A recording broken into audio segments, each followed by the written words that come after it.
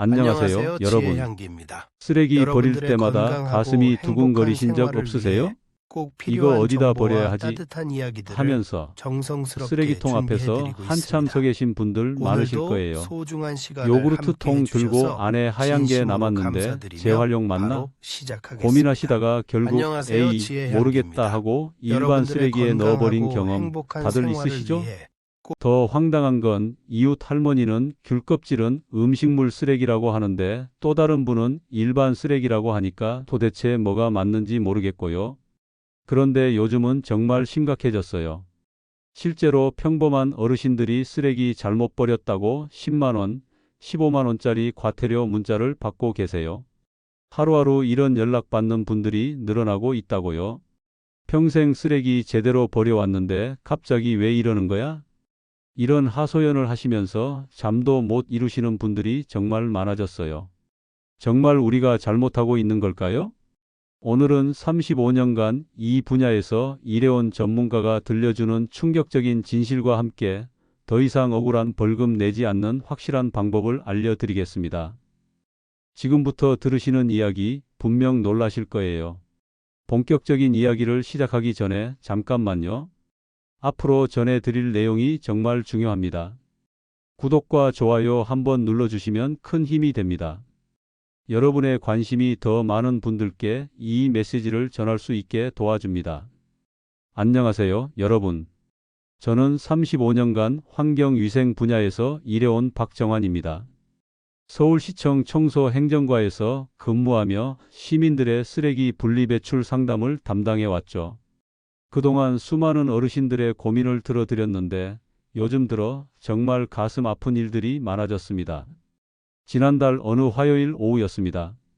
전화벨이 울리더니 떨리는 목소리가 들려왔어요.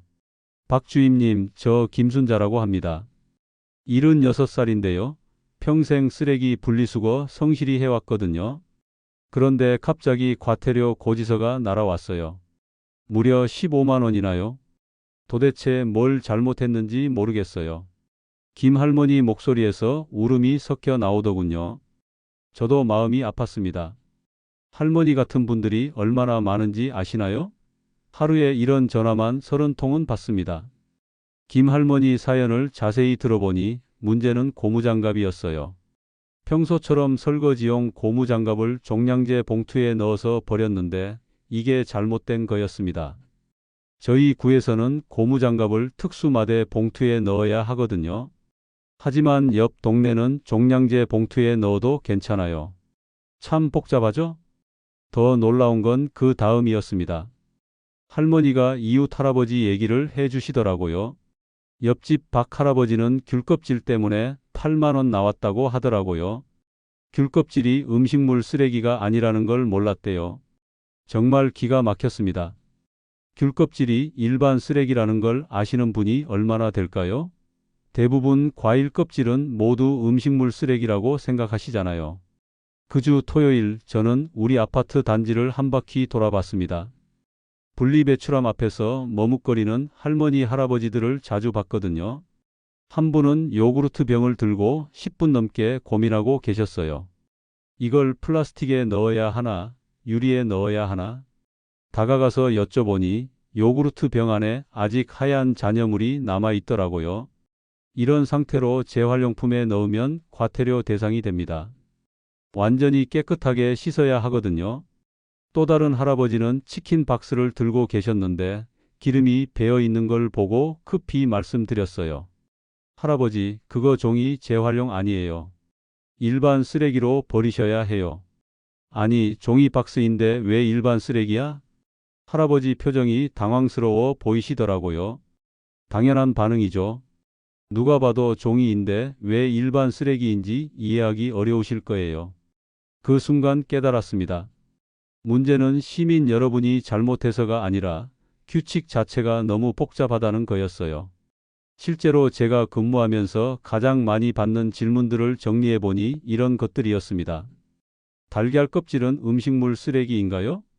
젖은 휴지는 어디에 버려야 하나요? 깨진 유리컵은 어떻게 처리해야 하나요? 옷 기부함이 꽉 찬데 그냥 버려도 되나요? 이런 질문들에 답하다 보면 규칙을 만든 사람도 헷갈릴 정도로 복잡해요. 예를 들어 달걀 껍질 같은 경우 어떤 구에서는 음식물 쓰레기로 분류하고 어떤 구에서는 일반 쓰레기로 분류해요. 같은 서울시인데도 구마다 기준이 다르죠. 더 심각한 건 단속 방식이었습니다. 요즘 마스크 쓰고 장갑 낀 사람들이 쓰레기 봉투를 열어보는 모습을 목격하신 분들 많으실 거예요. 처음엔 구청 직원인 줄 알았는데 알고 보니 신고 포상금을 받으려는 일반 시민들이더라고요. 한 할머니가 하소연하시길 자기 쓰레기 봉투가 누군가에 의해 뜯어져 있는 걸 발견했대요. 그 안에 들어있던 약봉지나 영수증까지 다 뒤져진 상태였다고 하더라고요. 개인정보가 다 노출된 거죠. 이게 뭔 세상이야? 쓰레기도 마음 편히 못 버리겠네? 할머니 말씀이 정말 와닿았어요. 쓰레기 버리는 것도 이렇게 눈치 보고 걱정해야 하는 세상이 되다니요.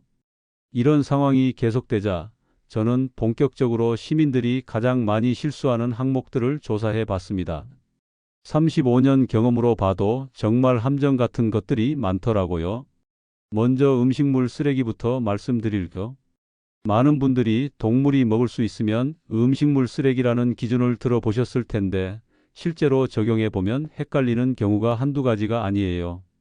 지난주에 상담받은 68살 이 할아버지 경우를 보면 갈비찜을 드시고 나서 갈비뼈를 음식물 쓰레기통에 넣으셨대요. 개도 뼈다귀 좋아하지 않냐고 하시면서요. 그런데 갈비뼈는 일반 쓰레기예요. 너무 딱딱해서 처리 기계가 고장 날 수 있거든요. 조개 껍질도 마찬가지예요. 바지락찌개 끓이고 나서 조개 껍질을 음식물로 버리면 과태료 대상이에요. 생선 가시도 그래요. 고등어 구이 드시고 나서 가시를 음식물통에 버리시면 안 돼요. 더 놀라운 건 양파 껍질이에요. 대부분 채소 껍질이니까 당연히 음식물 쓰레기라고 생각하시는데 양파 겉껍질은 일반 쓰레기예요. 너무 질겨서 분해가 안 되거든요. 한 73세 할머니가 전화로 하소연하시길 복숭아 씨도 음식물 아니라고 하더라고요. 그럼 복숭아 먹고 어디다 버려야 해요? 하시더라고요. 복숭아 씨, 감 씨, 대추 씨 이런 것들은 모두 일반 쓰레기입니다. 다음은 플라스틱 배달 용기 문제예요. 요즘 배달 음식 많이 시켜 드시잖아요. 그런데 이 용기들이 정말 골치 아파요. 마라탕 용기 같은 경우 아무리 뜨거운 물로 씻어도 매운맛과 기름기가 완전히 제거되지 않아요. 이런 상태로 재활용품에 넣으면 과태료 받을 확률이 높아요. 차라리 일반 쓰레기로 버리시는 게 안전해요. 곱창 용기도 마찬가지고요. 족발 용기도 그래요. 기름기가 많이 밴 용기들은 재활용이 어려워요. 심지어 냄새만 남아 있어도 문제가 될 수 있어요. 김치찌개 용기 같은 경우 김치 냄새가 배어서 아무리 씻어도 냄새가 안 빠지잖아요. 이런 것들도 재활용품이 아니라 일반 쓰레기로 버리셔야 해요. 종이류도 함정이 많아요. 치킨 박스 말씀드렸는데 이거 말고도 피자 박스, 중국집 탕수육 박스 같은 것들도 기름이 배면 일반 쓰레기예요. 그리고 요즘 많이 받는 영수증들, 이것도 조심하셔야 해요. 마트에서 받는 하얀 영수증 중에 감열지로 된 것들이 있어요. 손톱으로 긁으면 검은색이 나오는 그런 종이요. 이건 종이 재활용이 아니라 일반 쓰레기예요. 유리 제품도 까다로워요. 깨진 유리컵이나 거울 같은 건 재활용이 안 돼요. 신문지로 꼼꼼히 싸서 유리 조심이라고 써서 일반 쓰레기로 내놓으셔야 해요. 소주병이나 맥주병 같은 건 색깔별로 분리해야 해요. 투명한 소주병은 투명 유리로, 갈색 맥주병은 갈색 유리로요. 이것도 모르고 다 같이 버리시다가 과태료 받는 경우가 많아요. 그런데 정말 큰 문제는 배출 시간이에요. 분리수거를 제대로 했는데도 시간 때문에 과태료 받는 경우가 의외로 많거든요. 한 할아버지는 오후 3시에 쓰레기를 내놓으셨대요. 분리수거도 완벽하게 하셨는데 배출 시간이 잘못됐다고 과태료를 받으셨어요. 우리 동네는 오전 8시부터 오후 1시까지만 배출 가능하거든요. 더 복잡한 건 요일이에요. 일반 쓰레기는 화요일, 목요일, 재활용품은 월요일, 수요일, 금요일 이런 식으로 구마다 다 달라요. 이사 오신 분들이 예전 동네 방식대로 내놨다가 과태료 받는 경우가 정말 많아요. 명절이나 공휴일에는 또 일정이 바뀌어요. 추석 연휴 때는 수거일이 하루씩 밀린다든지 신정 연휴 때는 아예 수거를 안 한다든지요. 이런 정보를 모르고 평소처럼 내놨다가 과태료 받는 분들이 계세요. 대형 폐기물도 문제예요. 의자 하나 버리려고 해도 미리 신고하고 스티커 받아서 붙여야 하는데 이걸 모르고 그냥 내놓으시는 분들이 많아요. 옷장이나 침대 같은 큰 가구는 말할 것도 없고 심지어 선풍기나 청소기 같은 전자제품도 대형 폐기물 신고 대상이에요. 60대 할머니 한 분은 고장난 전자레인지를 그냥 아파트 쓰레기장에 내놨다가 10만 원 과태료를 받으셨어요. 전자제품은 무조건 별도로 수거 신고를 해야 하거든요. 의류 수거함도 조심하셔야 해요. 젖은 옷이나 곰팡이 핀 옷을 넣으면 안 돼요. 다른 옷들까지 다 망가뜨리거든요. 이런 옷들은 일반 쓰레기로 버리셔야 해요. 형광등이나 건전지 같은 것들은 환경에 해로운 물질이 들어있어서 절대 일반 쓰레기로 버리시면 안 돼요. 형광등은 주민센터나 대형마트에 있는 전용 수거함에, 건전지도 따로 수거함이 있어요. 약도 마찬가지예요. 먹다 남은 약을 변기에 버리거나 쓰레기통에 버리시면 안 돼요. 약국에 가져다 주시거나 보건소에 있는 폐의약품 수거함을 이용하셔야 해요. 이렇게 복잡한 규칙들을 보면서 저도 한숨이 나왔어요. 그런데 정말 심각한 문제는 따로 있었습니다. 바로 과태료를 받는 분들의 공통점이었거든요. 지난 석 달 동안 과태료 관련 상담을 받은 분들을 분석해보니 놀라운 사실을 발견했어요. 과태료를 받는 분들 중 대부분이 60대 이상 어르신들이었다는 거예요. 그리고 이 분들에게는 공통점이 있었습니다. 첫 번째 공통점은 정보 접근의 어려움이었어요. 요즘 분리배출 관련 정보는 대부분 인터넷이나 스마트폰 앱으로 제공되거든요. 그런데 70대 할머니가 스마트폰으로 분리배출 정보를 찾아보기가 쉽지 않잖아요. 한 할아버지는 이렇게 말씀하시더라고요. 젊은 사람들은 뭔가 모르면 바로 휴대폰으로 찾아보는데 우리는 그게 어려워. 그래서 예전 방식대로 하다가 틀리는 거야. 두 번째는 급변하는 규칙에 대한 적응 문제였어요. 분리배출 규칙이 예전에 비해 훨씬 세분화되고 복잡해졌거든요. 10년 전만 해도 이렇게 까다롭지 않았는데 지금은 매년 새로운 규칙이 추가되고 있어요. 78살 할머니가 하소연하시길, 나 젊을 때는 그냥 타는 쓰레기, 안 타는 쓰레기로만 나누면 됐는데 지금은 너무 복잡해. 머리가 어지러워. 세 번째는 이웃과의 정보 공유 문제였어요. 예전에는 동네 아주머니들끼리 이건 이렇게 버려야 해라고 서로 알려주곤 했는데 지금은 그런 소통이 줄어들었어요. 게다가 잘못된 정보가 입소문으로 퍼지는 경우도 많고요. 한 할아버지는 이웃이 우유팩은 종이 재활용이라고 알려줘서 그렇게 했는데 실제로는 우유팩 전용 수거함에 넣어야 하는 거였어요. 종이 재활용함에 넣으면 안 되거든요. 네 번째는 신체적 한계 문제였어요. 시력이 좋지 않아서 분리배출 표시판을 제대로 못 보시는 분들이 많아요. 또 허리가 아프시니까 쓰레기를 구분해서 여러 번 왔다 갔다 하기가 힘드시고요. 81살 할머니는 쓰레기 분리하려면 안경 끼고 또 끼고 해야 해. 그래도 글씨가 작아서 잘 안 보여. 그냥 대충 했다가 벌금 나온 거야. 라고 하시더라고요. 다섯 번째는 경제적 부담감이었어요. 과태료가 적게는 5만 원부터 많게는 20만 원까지 나오는데 연금으로 생활하시는 어르신들에게는 정말 큰 부담이에요. 한 할아버지는 한 달 용돈이 10만 원인데 쓰레기 잘못 버렸다고 10만 원 내라고 하네. 이게 말이 되나? 라고 하시며 목소리를 높이시더라고요. 그런데 정말 화가 났던 건 단속 방식이었어요. 앞서 말씀드린 것처럼 일반 시민들이 쓰레기 봉투를 뒤지는 경우가 늘어나고 있거든요. 신고 포상금 때문이에요. 실제로 목격한 사례를 말씀드리면 어느 아파트 단지에서 마스크를 쓴 사람이 할머니가 버린 쓰레기 봉투를 열어보고 있는 걸 봤어요.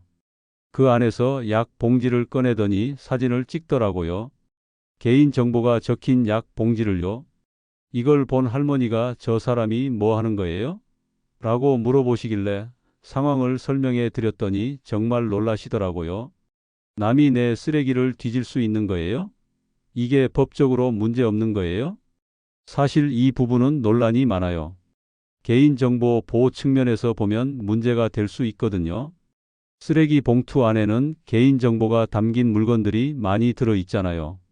병원 진료비 영수증, 약국 영수증, 택배 송장 등등 말이에요. 더 심각한 건 이런 단속 때문에 어르신들이 쓰레기 버리는 것 자체를 두려워하게 됐다는 거예요. 한 할머니는 이제 쓰레기 버릴 때마다 가슴이 두근두근해요. 혹시 잘못 버렸나 싶어서 밤에 잠도 못 자요. 라고 하시더라고요. 또 다른 할아버지는 쓰레기 버리는 것도 이렇게 신경 써야 하나?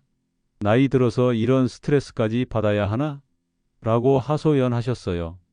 이런 상황을 보면서 저는 정말 마음이 아팠어요. 평생 성실하게 살아오신 어르신들이 쓰레기 때문에 이런 고민을 해야 하다니요. 더 황당한 경우도 있었어요. 한 할머니는 감귤 껍질을 음식물 쓰레기로 버렸다가 과태료를 받으셨는데 나중에 알고 보니 감귤 껍질은 품종에 따라 달라요. 일반 귤 껍질은 음식물 쓰레기인데 레몬이나 오렌지 같은 수입 감귤류는 농약 때문에 일반 쓰레기로 분류되거든요. 이런 세세한 구분을 일반 시민이 어떻게 알 수 있겠어요? 전문가인 저도 헷갈릴 때가 있는데 말이에요. 또 어떤 할아버지는 닭뼈에 살점이 조금 붙어 있다고 과태료를 받으셨어요. 완전히 깨끗하게 발라먹지 않으면 음식물 쓰레기가 아니라 일반 쓰레기라는 거예요. 그런데 이런 기준이 어디에 명확하게 나와 있나요? 심지어 같은 구안에서도 아파트마다 기준이 다른 경우가 있어요. 한 아파트는 괜찮다고 하는데 바로 옆 아파트는 과태료를 받는 거예요. 이런 일관성 없는 기준 때문에 시민들이 더 혼란스러워하는 거죠. 이런 상황을 보면서 저는 확신했어요. 문제는 시민들이 잘못해서가 아니라 시스템 자체에 문제가 있다는 걸요. 너무 복잡하고 지역마다 달라서 일반 시민들이 따라가기 어려운 거예요. 다행히 이런 문제들이 계속 제기되면서 드디어 변화가 시작됐어요. 시민들의 불만이 너무 커지자 시청에서도 더 이상 방치할 수 없었던 거죠. 지난달 시청 회의실에서 긴급 대책 회의가 열렸어요. 저도 현장 담당자로 참석했는데 시장님께서 직접 이대로는 안 된다. 시민들이 쓰레기 버리는 걸 두려워하는 도시가 어디 있냐고 하시더라고요. 그래서 우선 혼란을 줄이기 위한 표준안을 만들기로 했어요. 각 구마다 제멋대로였던 분리배출 기준을 통일하기로 한 거죠. 60여 개가 넘는 헷갈리는 품목들을 새로 정리했어요. 예를 들어서 고무장갑 같은 경우 이제 모든 구에서 똑같이 특수마대 봉투에 넣거나 대형 폐기물로 신고하는 걸로 통일했어요. 어느 구에 살든 상관없이 같은 기준이 적용되는 거죠. 깨진 유리도 마찬가지예요. 이제 모든 구에서 신문지로 싸서 유리 조심이라고 써서 종량제 봉투에 넣는 걸로 정했어요. 형광등도 대형마트나 주민센터 전용 수거함으로 통일했고요. 우유팩 같은 경우도 명확하게 했어요. 이제 모든 곳에서 우유팩 전용 수거함에 넣는 게 원칙이고 만약 전용 수거함이 없으면 종이 재활용이 아니라 종량제 봉투에 넣는 걸로 정했어요. 그리고 가장 중요한 변화가 있었어요. 바로 어르신들을 위한 특별 대책이었죠. 65세 이상 어르신들에게는 처음 적발됐을 때 과태료 대신 경고장을 주기로 했어요. 그리고 올바른 분리배출 방법을 안내해 드리는 거죠. 또 동네마다 분리배출 도우미를 배치했어요.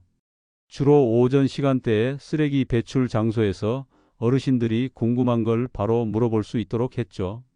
저도 일주일에 한 번씩 우리 동네 쓰레기 배출장에 나가서 직접 상담을 해드리고 있어요. 지난주에 만난 76살 김 할머니가 이제 마음이 놓인다.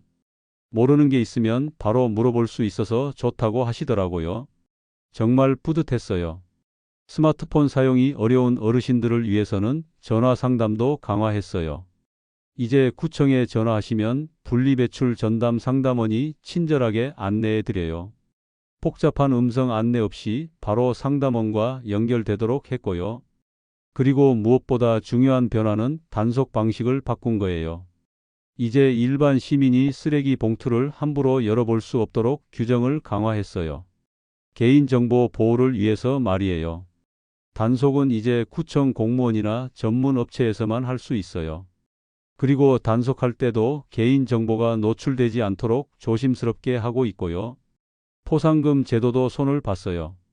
예전에는 아무나 신고하면 포상금을 줬는데 이제는 명백한 무단 투기나 악의적인 위반 사항만 포상금 대상으로 하기로 했어요. 자, 그럼 이제 실제로 어르신들이 과태료 없이 안전하게 쓰레기를 버리는 방법을 알려드릴게요. 35년 경험을 바탕으로 정말 중요한 것만 간추려서 말씀드릴게요. 첫 번째, 음식물 쓰레기는 동물이 먹을 수 있는지 기준으로 판단하세요. 하지만 너무 딱딱하거나 날카로운 건 일반 쓰레기예요. 갈비뼈, 생선가시, 조개 껍질, 복숭아씨 이런 건 모두 일반 쓰레기입니다. 두 번째, 배출 요일과 시간은 절대 틀리시면 안 돼요. 이사 오셨을 때나 명절 연휴 때는 특히 주의하세요. 확실하지 않으면 주민센터에 전화해서 물어보세요.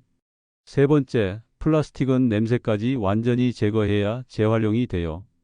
기름기가 많이 밴 배달 용기는 차라리 일반 쓰레기로 버리는 게 안전해요. 억지로 재활용품으로 분류하려다가 과태료 받지 마세요. 네 번째, 대형 쓰레기나 전자제품은 반드시 미리 신고하세요. 작은 선풍기라도 그냥 버리면 과태료 대상이에요. 귀찮더라도 꼭 신고하시고 스티커 받아서 붙이세요. 다섯 번째, 확실하지 않을 때는 주민센터나 구청에 문의하세요. 추측으로 버리지 마시고 정확한 정보를 확인하고 버리세요. 요즘은 전화 상담이 많이 편해졌으니까 부담 갖지 마세요. 마지막으로 어르신들께 꼭 말씀드리고 싶은 게 있어요. 쓰레기 분리배출은 환경을 위한 일이지만 동시에 우리 모두의 건강한 미래를 위한 일이기도 해요. 여러분의 작은 실천이 손자, 손녀들에게 깨끗한 세상을 물려주는 거거든요. 하지만 그렇다고 해서 너무 스트레스 받으실 필요는 없어요. 완벽하지 않아도 괜찮아요. 조금씩 배워가면서 나아지면 되는 거니까요. 처음에 말씀드린 김순자 할머니 기억나시죠? 그 할머니는 이제 우리 동네 분리배출 모범 사례가 되셨어요. 처음엔 과태료 때문에 울상이셨는데 지금은 이웃 어르신들에게 올바른 분리배출 방법을 알려주는 자원봉사를 하고 계세요. 박 주임님 덕분에 이제 쓰레기 버리는 게 무섭지 않아요. 오히려 제대로 하는 보람을 느껴요라고 하시더라고요. 여러분도 김 할머니처럼 하실 수 있어요. 처음엔 어렵고 복잡해 보여도 차근차근 배우다 보면 어느새 전문가가 되실 거예요.